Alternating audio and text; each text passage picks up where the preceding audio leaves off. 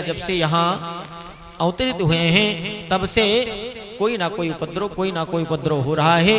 दौड़ करके कन्हैया को हृदय से लगाया और अपने 9 भाइयों से कहा कि अब ये स्थान हम लोगों को रहने लायक नहीं है, इसलिए इसको छोड़ करके हम लोग कहीं और भले रह लें, भले ही वन में क्यों ना रहना पड़े, लेकिन वो घर को त्याग देना चाहिए जहाँ पर हमारे बाल बच्चे सुखी ना हो। अब बच्चे अगर दुखी रहेंगे तो माँ बाप भी दुखी रहेंगे, इसलिए ऐसा भाव करके 9 नंद आपस में बात करते हैं और ग्वाल बालों को अपनी बातें बताई। समस्त ग्वाल बाल कहे कि अगर कन्हैया सुखी नहीं तो हम लोग सुखी नहीं, इसलिए उस जगह को त्याग देना। और ये लोग नंद गांव को छोड़ करके चले पड़े हैं। कहाँ? एक बड़ा ही प्यारा वन है, वैसे तो 9 वन हैं, उन वन में जो श्रेष्ठ वन है उसका नाम है वृंदावन। आइए हम लोग भाव के साथ वृंदावन चलते हैं। अरे वृंदावन, अरे वृंदावन, वृंदावन धाम अपार, रते जा राधे राधे। वृंदावन धाम अपार, रते जा राधे राधे। वृंदावन धाम अपार, रटे जा राधे राधे। वृंदावन धाम अपार, रटे जा राधे राधे। रटे जा राधे राधे, भजे जा राधे राधे। भजे जा राधे राधे, भजे जा राधे राधे। इसमें तो लग ही नहीं रहा कोई वृंदावन। वृंदावन कौन कौन जाना चाहता है? ऐसे जाओगे वृंदावन? ऐसे? हाँ, 32 तरह का मुंह बना करके खुशी खुशी जाओ ना। भगवान के पास जाओ तो कैसे जाना चाहिए? नाचते गाते। पहले के समय में माताएं जब कहीं तीर्थ में जाया करती थी तो गाते बजाते जाती थी। आज तो पता ही नहीं चलता कोई तीर्थ जा रहा है कि कहाँ जा रहा है। इसलिए हाथों को खोल करके तालियां बजाते हुए वृंदावन, वृंदावन धाम अपार, रटे जा राधे राधे। वृंदावन धाम अपार, रटे जा राधे राधे। रटे जा राधे राधे, जपे जा राधे राधे। रटे जा राधे राधे, भजे जा राधे राधे। जपे जा राधे राधे, रटे जा राधे राधे। रटे जा राधे राधे, रटे जा राधे राधे। ओ राधा, ओ राधा, ओ राधा अलबेली सरकार, रटे जा राधे राधे। अलबेली सरकार, रटे जा राधे राधे। राधा सब वेदन को सार, रटे जा राधे राधे। अलबेली सरकार, भजे जा राधे राधे।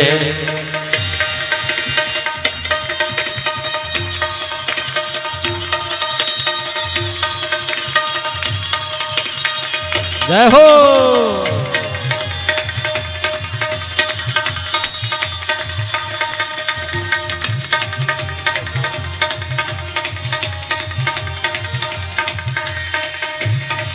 जो राधा राधा गावे वो प्रेम पदारथ पावे। जो राधा राधा गाए वो प्रेम पदारथ पाए। जो राधा राधा गावे वो प्रेम पदारथ पावे। जो राधा राधा गाए वो प्रेम पदारथ पाए। ओ बाको, ओ बाको, हो जाए बेड़ा पार, रटे जा राधे राधे। ए बेड़ा पार, रटे जा राधे राधे। रटे जा राधे राधे, ओ जपे जा राधे राधे। रटे जा राधे राधे, जपे जा राधे राधे। रटे जा राधे राधे, जपे जा राधे राधे। हो राधा, ओ राधा, हो राधा सब वेदन को सार, जपे जा राधे राधे। सब वेदन सरकार जपे जा राधे राधे। ओ वृंदावन धाम अपार रटे जा राधे राधे। वृंदावन धाम अपार रटे जा राधे राधे। जो राधा नाम न हो तो रस आज विचारो रो तो। जो राधा नाम न रो तो रस राज विचारो रो तो। राधा जो नाम न हो तो रस राज विचारो रो तो। जो राधा नाम न हो तो रस राज विचारो रो तो। जो राधा नाम न हो तो रस राज विचारो रो तो। वो नहीं होता नहीं होता नहीं होता कृष्ण अवतार जपे जा राधे राधे। हो अवतार जपे जा राधे राधे। राधे सब वेदन को साधार रटे जा राधे राधे। वेदन को सारे जपे जा राधे राधे। ओ रटे जा राधे राधे। ओ जपे जा राधे राधे। जपे जा राधे राधे। जपे जा राधे राधे। जपे जा राधे राधे। ओ रटे जा राधे राधे। हो राधा ओ राधा ओ राधा सब वेदन को सार जपे जा राधे राधे। सरकार जपे जा राधे राधे। वृंदावन धाम अपार रटे जा राधे राधे। वृंदावन धाम अपार रटे जा राधे राधे। वृंदावन धाम अपार राधे। तू वृंदावन में आयो तेन राधा नाम न गायो। वृंदावन में आयो तेन राधा नाम न गायो। वृंदावन में आयो तेन राधा नाम न गायो। तेरे तेरे जीवन को तेरे जीवन को धिक्कार रटे जा राधे राधे। जीवन को धिक्कार रटे जा राधे राधे। रटे जा राधे राधे। हो जपे जा राधे राधे। राधे राधे। हो जपे जा राधे राधे। राधा ओ राधा ओ राधा अलबेली सरकार जपे जा राधे राधे। राधा अलबेली सरकार जपे जा राधे राधे। राधा अलबेली सरकार रटे जा राधे राधे। राधा अलबेली सरकार जपे जा राधे राधे। वृंदावन धाम अपार रटे जा राधे राधे। रटे जा राधे राधे। रटे जा राधे राधे। बोले वृंदावन धाम की। सब लोग वृंदावन पहुंचे। सुंदर कलकल निनाद करती हुई जगत पावनी माँ यमुना के तट पर अपना सुंदर सा डेरा लगाया। अच्छा, उस समय उनके पास कुछ नहीं, केवल छकड़े में खाने पीने का ही सामान लिया, पहनने का सामान लिया, बाकी सब कुछ छोड़ दिया। ये होती है भक्ति। भक्ति में जब व्यक्ति आता है, भगवान का प्रति चलता है, तो संसार की सारी वस्तुओं को छोड़ करके जब चलता है तभी भगवान मिलते हैं। भगवान के लिए सब कुछ छोड़ो तब भगवान मिलते हैं। सब कुछ छोड़ दिया, केवल छकड़े, वस्त्र और भोजन की कुछ व्यवस्थाएं लेकर के वृंदावन पहुंचे। छकड़ों को ही अपना घर बनाया और कुछ दिन वहीं रहने लगे। धीरे धीरे सब अपनी व्यवस्था, कोई मकान महल सब अपना धीरे धीरे बनने लगा। भगवान धीरे धीरे अब 5 वर्ष के पास की अवस्था में हो गए। नंद बाबा उस अवस्था में भी अपने ग्वाल बालों के साथ गैया चराए जाया करते थे। भगवान ने सोचा कि मेरे बाबा बुढ़े होकर के इतना काम कर रहे हैं तो मुझे भी करना चाहिए। मैया से कहा, माँ मैं भी गौ चराने जाऊंगा। यशोदा जी ने कहा, लाला अभी तो बहुत छोटा है, तो गैया को संभाल नहीं पाएगा, गैया भागती हैं तो उसको रोक नहीं पाएगा। कन्हैया ने कहा, नहीं मुझे जाना ही है, मैं गौ चराने जाऊंगा। तो मैया ने कहा देख कन्हैया, गैया तो नहीं लेकिन बछड़ों चराने की अनुमति मैं तुझे दे देती हूँ, क्योंकि छोटे छोटे तू है और छोटे छोटे बछड़े हैं, तो ग्वाल वालों को लेकर के तुम बछड़ों को चराया जाना कर। तो भगवान को अनुमति मिल गई बछड़ों को चराने की। छोटे छोटे गैया, छोटे छोटे ग्वाल, छोटो सुमेरो मदन गोपाल, कन्हैया बाल गोपाल के साथ छोटे छोटे बछड़ों को चराने के लिए बढ़े हैं, लेकर के गए। उसी समय एक असुर आया जिसने बछड़े का रूप धारण करके बछड़ों के बीच में मिल गया। उसका नाम था वत्सासुर, और वह अनायास ही बछड़ों को प्रताड़ित करने लगा, कष्ट देने लगा। भगवान को पता चल गया कि हमारे बछड़े नहीं हो सकते, हमारे भक्त तो बड़े ही सीधे साधे होते हैं, हमारे भक्त बड़े अलबेले होते हैं, हो ना हो ये कोई ना कोई दुष्ट है। भगवान ने बलराम को इशारा किया, बलराम जी और भगवान कृष्ण आगे जा करके उस बछड़े को ललकारे। पीछे से बलराम जी ने उसके दोनों पैर पकड़ करके और उठा करके घुमा करके एक ताड़ के वृक्ष के जड़ में मारा, सो उसका गोविंदाय नमो नमः हो गया। इस तरह से भगवान ने वत्सासुर का संहार किया। एक दिन भगवान बछड़ों को चराते हुए माँ यमुना के तट पर पहुंचे। वहां पर गौ बछड़ों को जल पान करा रहे थे। वहां पर पूतना का भाई जिसका नाम था बकासुर ने जब कन्हैया को देखा, क्योंकि बगुला हमेशा नदी के किनारे ही रहता है, क्यों? क्योंकि वो नदियों से वो मछली निकाल करके खाता है। तो कन्हैया को देखा तो उसने सोचा कि आज हम अपने बहन का बदला लेंगे। भगवान कन्हैया को खाने के लिए बकासुर दौड़ा। भगवान उसके चंच को पकड़ा, दोनों चोंच को पकड़ा और चिर करके उसका किया। उसके बाद एक बड़ी ही प्यारी लीला सुखदेव जी ने सुनाया है। एक अघासुर नाम का दैत्य है जो अजगर का रूप धारण करके आया भगवान को मारने के लिए। आज भगवान बड़ी प्यारी लीला कर रहे हैं। आज भगवान ने छुपन छुपाई खेला है। छुपन छुपाई जानते हो ना? एक आदमी चोर बन जाता है और बाकी सब छुप जाते हैं। तो आज कन्हैया खुद चोर बन गए। ग्वाल वालों से तुम लोग जाओ छुपो। ग्वाल वाल घूमते घूमते देखे कि ये अजगर, इसका मुंह इतना विशाल था, ऐसा प्रतीत हो रहा है मानो कोई गुफा है। ग्वाल वालों ने सोचा कि हो सकता है यहाँ हम लोग नहीं आए थे, हो सकता है कोई अच्छी सुंदर कंदरा हो, तो चलो इसी में हम लोग छुप जाते हैं। सारे ग्वाल बाल उस अजगर के मुख में चले गए। वहां पर जाकर के देखते हैं ये अजगर का जो जीभ होता है वो धारदार होता है, गद्देदार। तो ग्वाल बाल पूछते हैं ये क्या है? एक ग्वाल बाल कहता है तुझे पता नहीं, बड़े बड़े अमलात्मा विमलात्मा जो बड़े बड़े ऋषि होते हैं उनके यहाँ मखमल का गद्दा लगा होता है। ये मखमल का गद्दा है। दांतों को बड़े बड़े देखा, सुंदर सुंदर नुकीले नुकीले दांत।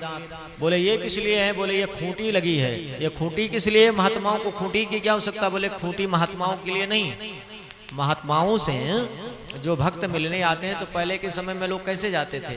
थोड़ा सा इधर आटा बांध लें, थोड़ा सा इधर सत्तू बांध लें, थोड़ा सा इधर चूरा बांध लें। तो कहते हैं उसी आपस में ही प्रश्न भी करते हैं, ग्वाल बाल आपस में ही मंत्रणा करते हैं कि और कुछ नहीं, जैसे जो संत से मिलने आए तो जो बोझा लेकर के आएगा तो लेकर के थोड़ा मिलने जाएगा, तो बोझा को अपने इसी खूंटी में टांग देगा, फिर संतों से मिलने जाएगा। इस तरह से एक दूसरे को संतावना देते हुए अंदर जा रहे हैं। तब तक क्योंकि भाई वो राक्षस था और था क्या? अजगर।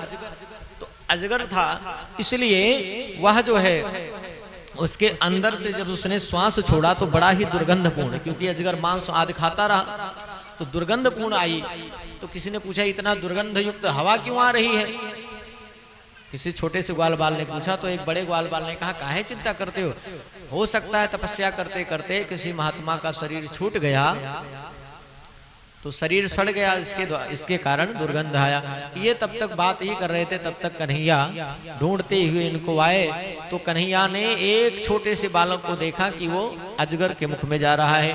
कन्हैया दूर से चिल्लाते अरे रुको, वो गुफा नहीं है, वो गुफा नहीं है, उसमें मत जाओ। लेकिन कहाँ सुनने वाले। कन्हैया ने कहा जब मेरे भक्त चले ही गए हैं तो मुझे भी जाना चाहिए।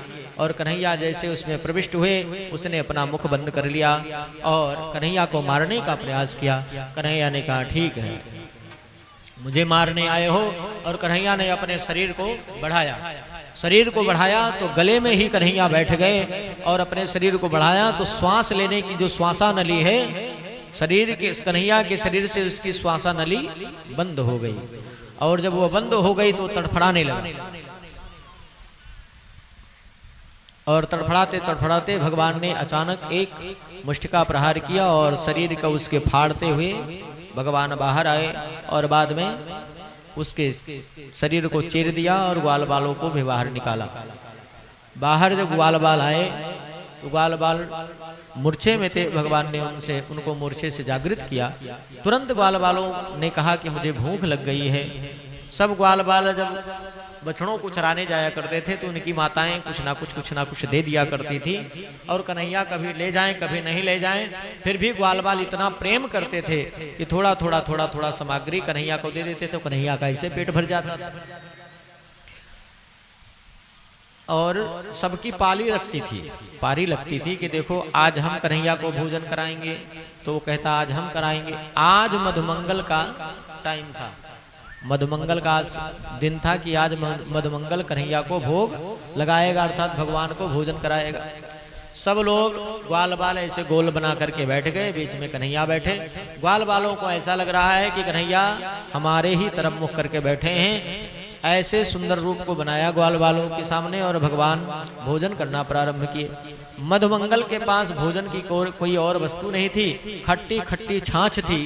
तो जब उस छाछ के ढक्कन को खोला तो बड़ा ही उसमें से खट्टा जैसा वायु आई, मतलब दुर्गंध जैसा आया। तो उसने सोचा कि कन्हैया को ये खट्टा खट्टा छाछ कहाँ ही खिलाएं, क्योंकि इसके यहाँ कितने छाछ, कितना दही, कितना मक्खन है। उसने ये सोचा कि अगर कन्हैया देखेगा तो खाएगा जरूर, इसलिए मधुमंगल ने तुरंत कटोरे को उठाया और पीने का प्रयास किया कि एक सांस में सब पी जाएं। और जैसे उसने खट्टा छाछ पीने का प्रयास किया, कन्हैया की दृष्टि पड़ी और कन्हैया ने कहा अरे मधुमंगल अकेला ही खाएगा, आज तो तेरी बारी मुझे खिलाने की। अब बेचारा वो अक्का बक्का, ना वो छाछ अंदर जाए ना ही बाहर आए। मुंह में छाछ भर गया तो दोनों गलुक्के उसके गाल फूल गए। भगवान ने कहा तू होशियारी करता हमसे, तेरा पारी है तो तेरे यहाँ ही मुझे भोजन करना है। वो सर हिलाता नहीं ये तुम्हारे योग्य नहीं है। कन्हैया ने कहा मुझे खाना तो खाना है, मुंह खोल। नहीं खोलने को कहे तो ऐसा कहते हैं ग्वाल बाल कि भगवान उसके दोनों गालों पर मुक्का मारे ऐसे, और जैसे मुक्का मारे तो उसके मुख से सारे सांच बाहर। कन्हैया ने अपना मुंह खोल दिया, मुख से निकला और कन्हैया के मुख में चला गया। इसी समय ब्रह्मा जी आए हुए थे आकाश में। ब्रह्मा जी ने ये कृत्य देखा तो बोले अरे राम राम राम, ये कैसा भगवान, ये भगवान हो ही नहीं सकता। भगवान को तो शुद्धता प्रिय है, ना ग्वाल बाल पैर हाथ धुले हैं, ना कुछ, जैसे पाए वैसे बैठ गए, उनके हाथों से भोजन भी कर रहा है। चलो ठीक है, नहीं हाथ धुला कोई बात नहीं, नहीं पैर धुले कोई बात नहीं, ये कैसा भगवान उसके मुख का छाछ पी रहा है। और जब इस प्रकार से ब्रह्मा के मन में संशय हो गया, शंका हो गया, तो ब्रह्मा ने क्या किया, भगवान की परीक्षा लेने के लिए कि ये भगवान है कि नहीं। इधर ग्वाल बाल भोजन कर रहे थे, कुछ दूर पर बछड़े चर रहे थे। ब्रह्मा ने उन बछड़ों को चुरा लिया, ले जा करके अपने ब्रह्मलोक में रख दिया। और उन्होंने विचार किया कि अगर भगवान होंगे तो उनको पता चल जाएगा कि कहाँ है बछड़े। ब्रह्मा अपने ब्रह्मलोक में लेकर के बैठे। इधर कन्हैया ने ग्वाल बालों से कहा कि तुम लोगों को भूख ज्यादा लगी थी, तुम लोग प्रेम से पाओ, तब तक हम देख आए हमारे बछड़े कहाँ चल रहे हैं। कन्हैया इधर बछड़ों को देखने आए, इधर ब्रह्मा ने ग्वाल बालों को भी उठा लिया। अब वहां ना बछड़े मिले ना ही यहाँ ग्वाल बाल। कन्हैया ने सोचा ये इतना बड़ा दैत्य कौन आ गया कि बछड़ों को भी खा गया और ग्वाल बालों को भी खा गया। कन्हैया ने ध्यान लगाया तो पता चला ये ब्रह्मा की लीला है। ब्रह्मा इन कृत्यों को समझ के कन्हैया ने एक बड़ा ही सुंदर दृश्य किया, लीला किया। आज भगवान स्वयं बछड़े भी बन गए और स्वयं ग्वाल बाल भी बन गए। एक रूप में अनेकों अनेक ग्वाल बाल, अनेकों अनेक बछड़े। जैसे जैसे ग्वाल बाल वैसे वैसे ग्वाल बाल भगवान बन गए, वैसे वैसे जैसे जैसे डंडे लिए थे वैसे डंडे बन गए, जैसे छोटे बड़े बछड़े सजले बछड़े थे वैसे बछड़े बन गए। और ले करके पहुंचे वृंदावन। बड़े ही प्रेम के साथ कुछ दिन तक मतलब 1 वर्ष तक ऐसी लीला करते रहे। लेकिन जब से कन्हैया ग्वाल बाल बने हैं, बछड़े बने हैं, तो पहले तो माताएं अपने बच्चों को डांट भी दिया करती थी। गायें अपने बच्चों को दूध पिलाने से मना भी कर देती थी, अर्थात पैर उठा दिया करती थी। लेकिन जब से कन्हैया बछड़े बने हैं, तब से गायें बड़े प्रेम के साथ दूध निकाल लेने के बाद भी बछड़ों को पिला रही हैं। ये दृश्य बलराम जी के समझ में नहीं आया। बलराम जी ने कहा ये ऐसा हो नहीं सकता। ध्यान करके देखा तो ये बछड़े कोई और नहीं, कन्हैया ही है। किनारे में पूछा, बाबा ये क्या हो रहा है? क्योंकि जिस दिन ये घटना घटा उस दिन बलराम जी नहीं गए थे। सुखदेव जी कहते हैं परीक्षित उस दिन बलराम जी नहीं गए थे, इसलिए परीक्षित बलराम को पता नहीं था। ऐसे तो राम जी ने भी लीला किया, लक्ष्मण हूं यह मरम न जाना। राम जी के साथ ही लक्ष्मण रहते हैं, लक्ष्मण जी ने वह कृत्य लीला नहीं समझ पाए कि सीता के साथ राम जी ने क्या किया। ऐसे साथ में ही बलराम जी रहते हैं, लेकिन इनको राम भगवान कृष्ण की लीला में समझ में नहीं आई। कन्हैया ने बताया कि ऐसे ऐसे कार्य, ब्रह्मा को बड़ा मोह और ब्रह्मा को अभिमान हो गया था। ब्रह्मा के अभिमान को दूर करना है, मोह को दूर करना है, इसलिए कृत्य ये लीला हम कर रहे हैं। तो जब इसका बताया, बलराम ने उनकी संतुष्टि जता दी कि अब तेरी मर्जी, जो करना है कर, लीला तो तुम्हारी है। कन्हैया इस तरह से 1 वर्ष तक करते रहे। एक दिन ब्रह्मा को लगा कि चले देखे तो ग्वाल बाल नहीं मिलेंगे, तो वहां के ग्वारे क्या करेंगे? बछड़े नहीं रहेंगे तो गैयें कैसे रहेंगी? आकर के वृंदावन में देखा तो पहले से ज्यादा ही आनंद वृंदावन में छाया हुआ है। सब ग्वाल बाल, जितने ग्वाल बाल चुरा करके ब्रह्मलोक में रखे थे, सारे के सारे यहाँ दिख रहे हैं। सोचा कि हो सकती है हमारी बुद्धि भ्रमित हो गई हो, वो हमारे ग्वाल बाल यहाँ सब दिखाई दे रहे हो। फिर गए ब्रह्मलोक, देखा तो वहाँ गाय, वही बछड़े वही ग्वाल बाल यहाँ आए। इनको बड़ा ही दुख हुआ। आज भगवान जब चराने आए गौ, तो आए हैं ब्रह्मा जी, और ब्रह्मा जी ने भगवान का स्तमन किया है। भगवान ने इनके मोह को दूर करने के लिए स्वयं एक बार ब्रह्मा बने, और ब्रह्मा का जब ब्रह्मलोक में तिरस्कार हुआ, तब समझ में आया कि मैं अपने आप को झूठा ही भगवान मानता हूँ, मेरा भी कोई ना कोई बाप है। आकर के भगवान की स्तुति करी और भगवान उन पर प्रसन्न हुए। भगवान अपने धाम को चले गए, ब्रह्मा अपने धाम को गए।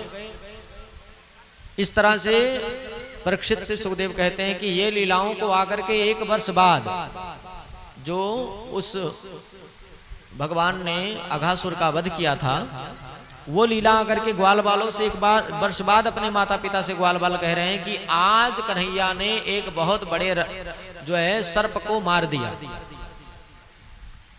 तो ये इस कारण 1 वर्ष बाद कहिए, इस तरह से भगवान ने अघासुर का वध किया। अब भगवान थोड़े से धीरे धीरे बड़े हो रहे हैं, बहुत सुंदर सुंदर लीलाएं कर रहे हैं। अचानक भगवान ने एक दिन देखा, दीपावली के दूसरे दिन। पहले दिन तो बड़े धूमधाम से लोगों ने दीपावली मनाई, दूसरे दिन ग्वाल बालों ने मिलकर के, जो यशोदा मैया हैं, रोहिणी आदि सब लोगों ने सुबह ही उठ करके स्नान ध्यान किया, बढ़िया सुंदर पकवान बनाए और इंद्र की पूजा करने के लिए भगवान सुबह उठे, बिना मुख हाथ धुले पहुंच गए। कहाँ? जहाँ मैया भोजन बना रही थी। मैया ने भगवान को फटकार लगाया, अरे स्नान किया नहीं, चल बाहर, ये भगवान की पूजा के लिए भोग लग रहा है, बन रहा है, भगवान की पूजा होगी और फिर भोग लगेगा, फिर हम लोग प्रसाद पाएंगे। इस प्रकार से जब मैया ने कहा तो कन्हैया रोते रोते पहुंच गए नंद बाबा के पास, और नंद बाबा से कहा कि बाबा मुझे बड़ी भूख लगी है और मैया मुझे भोजन नहीं दे रही। तो नंद बाबा ने कहा, बेटे आज भोजन थोड़ी देर में मिलेगा। कन्हैया ने कहा, क्यों? बोले इसलिए क्योंकि हव्वा की पूजा करनी है। हव्वा, कभी कभी जब छोटे बच्चे होते हैं, हम लोगों के यहाँ की भाषा है, उधर वृंदावन की भाषा है, वहाँ हव्वा जिसे डरवाते हैं, अभी वो आ जाएगा, कुत्ता आ जाएगा, ऐसा हव्वा आ जाएगा, हव्वा की पूजा है, इसलिए कन्हैया डर जाए। कन्हैया ने कहा, कौन सा हव्वा? बोले अपने भगवान की पूजा है। कौन से भगवान? बोले इंद्र की। क्यों? बोले वो हमारे भगवान हैं, उनके द्वारा ही हम लोगों का जीवन चलता है। नंद बाबा ने कहा, नंद बाबा ने जब ऐसा कहा तो कन्हैया ने कहा कि जीवन देने वाला तो कोई और है, इंद्र तो जीवन देने वाला है नहीं। मेरा भगवान सबको जीवन देता है। कन्हैया ने जब ऐसा कहा तो 5 वर्ष के ऊपर हो चुके हैं ना कन्हैया। नंद बाबा से जब इस प्रकार से कहा तो कहा कौन भगवान है जो हम लोगों को जीवन देता? बोले ये इंद्र उसके नौकर हैं। वो जब कहता है तो इंद्र कार्य करते हैं, ये भगवान हमारा है। क्या तुमने अपने भगवान की पूजा करते हुए कभी अपने भगवान का दर्शन किया? नंद बाबा ग्वाल वालों ने कहा नहीं लाला, आज तक हमने तो अपने भगवान का दर्शन नहीं किया, केवल आंख मूंद करके पूजा ही करते रहे। कन्हैया ने कहा जानते हो मेरा भगवान जो मेरे भगवान की पूजा करता है उसे दर्शन भी देते हैं। हाँ लाला, तेरा भगवान कौन सा है? बोले है। कौन? बोले गोवर्धन। अगर तुम मेरे कथनानुसार करोगे तो मैं आपको अपने भगवान का दर्शन भी कराऊंगा। अच्छा बताओ, जब से आप लोग भगवान की पूजा कर रहे हो एक बार भी भगवान ने आपके 56 प्रकार भोजन खाए? नंद बाबा ने कहा मेरा भगवान तो एक भी बार नहीं खाया। हम लोग उसको भोग लगा देते, बाद में खुद ही खा लेते हैं। तो नंद बाबा ने जब ऐसा कहा, कन्हैया ने कहा कि तुम चिंता मत करो, अगर आप भोग लगाओगे तो मेरा भगवान भोजन भी करेगा और दर्शन भी देगा। अब सबके मन में इच्छा होने लगी कि भाई ये छोटा सा कन्हैया और इसके भगवान इतने तीव्र हैं, जल्दी दर्शन दे देते हैं तो सबसे बढ़िया है, उसी की पूजा की जाए। भाई जहां से जल्दी बेनिफिट हो, जल्दी बेनिफिट लाभ होने लगे तो हम वहीं तो जाएंगे। अब कोई कह दे कि जाओ 10 साल मेहनत करो तब तुम्हें 5000 मिलेगा, और कोई कह दे चलो हमारे साथ तुम्हें 5000 1 घंटे मिल जाएगा, तो कहाँ जाओगे? 1 घंटे वाले के पास जाओगे कि जहाँ 10 साल लगे वहां जाओगे? तो कन्हैया ने कहा कि मैं अभी तो एक ही बार, पहली बार में ही हम तुम्हें भगवान का दर्शन करा देंगे। कहा जब ऐसा है तो चलो तेरे ही भगवान की पूजा करें। सब ग्वाल बाल अपने अपने छकड़ों पर पकवानों को रखा, अपने पति पत्नियों के साथ सब लोग बड़े ही प्रेम और भाव के साथ पहुंचे हैं गोवर्धन की तलहटी में। कहाँ? वृंदावन है ना, वृंदावन में गोवर्धन है। गोवर्धन की तलहटी में जहाँ गोवर्धन गिरिराज महाराज विराजमान है, वहां पर पहुंचे और पहुंच करके कहा ये मेरा भगवान है। 7 कोस के गिरिराज को कहा कि ये मेरा भगवान है।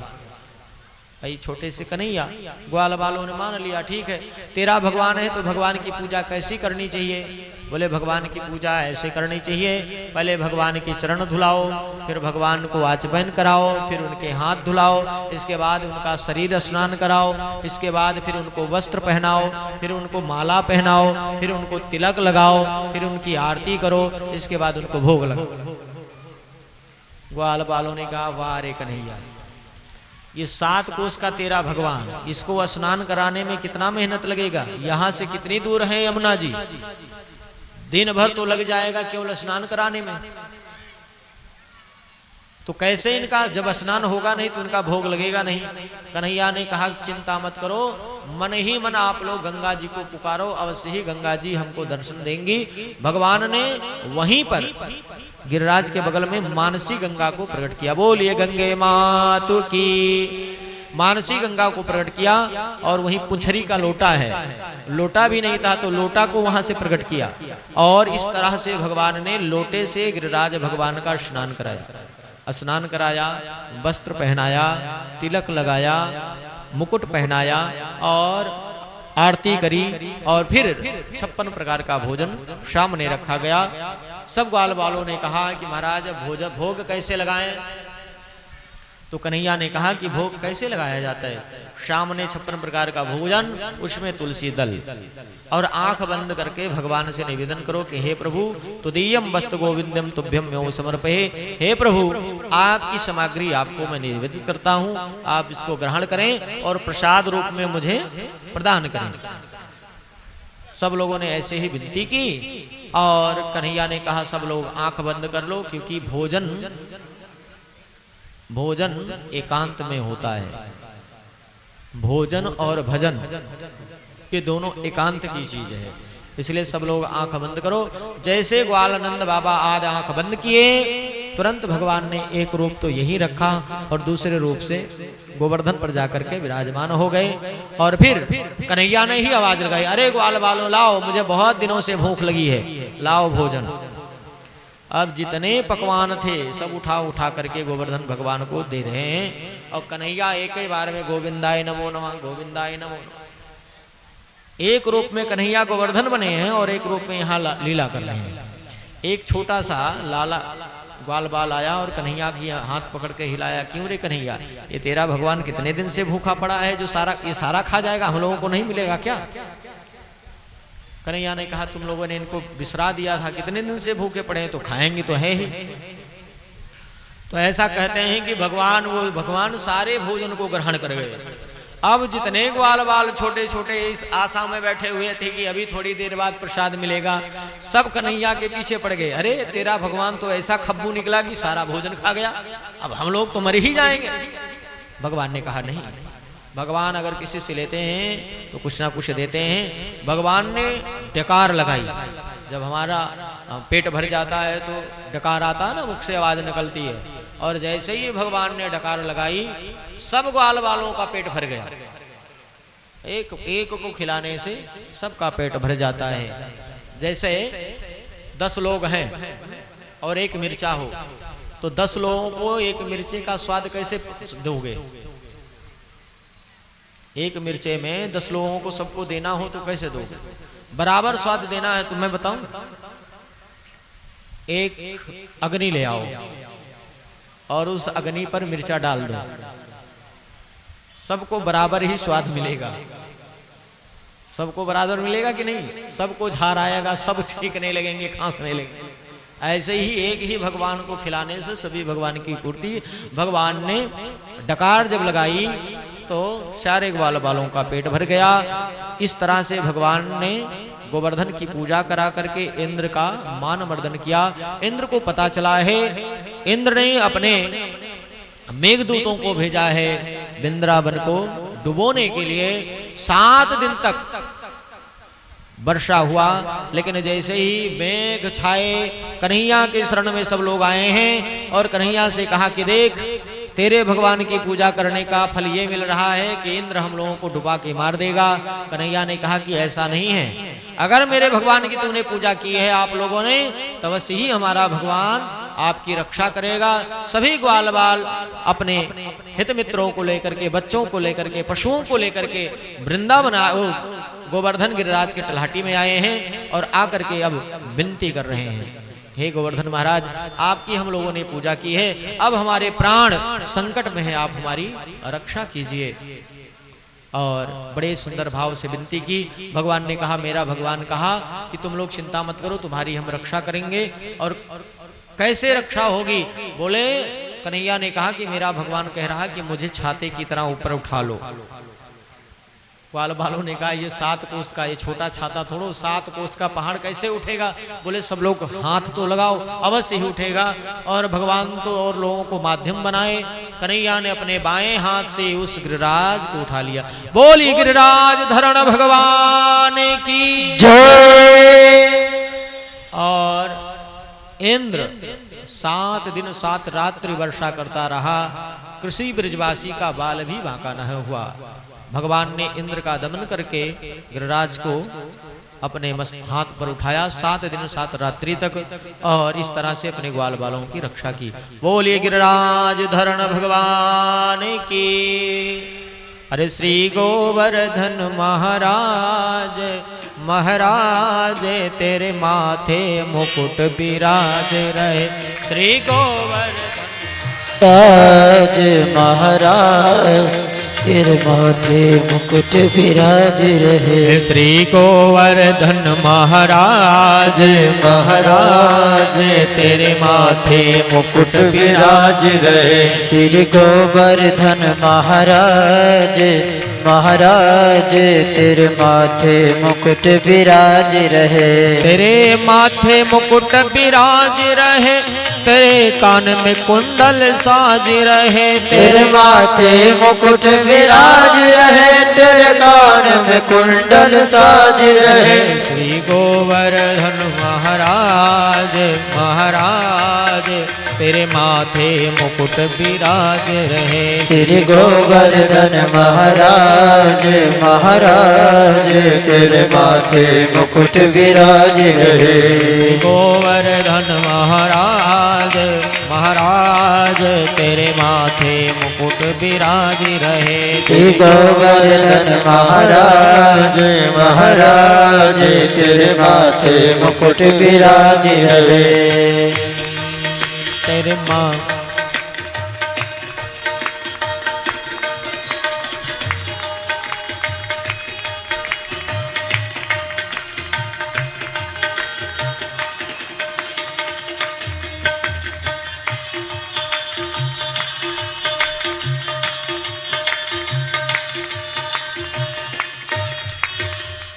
बोले गिरिराज धरण भगवान की जय हो। इस तरह से भगवान ने ऐसी ऐसी लीलाएं करी कि जो केवल हम लोगों को कल्पना मात्र ही लग सकती है। ये है भगवान का ऐश्वर्य। भगवान ने गिरिराज को धारण करके अपने भक्तों की रक्षा करी। इसलिए जो भी भगवान की शरण में आता है भगवान उसकी रक्षा करते ही हैं।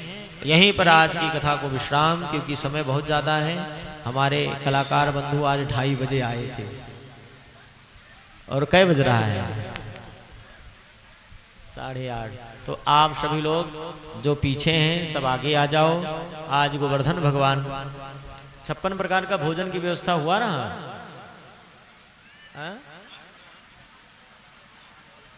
कुछ हुआ था? चलो तुलसी दल डाल दो जो हुआ है। तो 12-13 प्रकार के हैं। तो कहाँ है? हाँ तो उसमें तुलसी दल डलवाओ। तुलसी दल डालो, तुलसी दल, तुलसी का पत्ता यहीं कहीं होगा, डाल दो। आइए भगवान का भोग लगे, सब लोग खड़े हो जाइए गोवर्धन भगवान की आरती करने के लिए। पड़ा है? ठीक। ओम नाभ्यासीदंतरिषगुंशोर्देहो समृतताब्दिभ्यामोदृशः सोत्रा तथा लोका अकल्पन्ना तदीयं वस्तु गोविंदं तुभ्यं समर्पये गृहाण सुमुखोत प्रसीद परमेश्वरः। अब सभी लोग आरती सजाओ और गोवर्धन भगवान की आरती करो।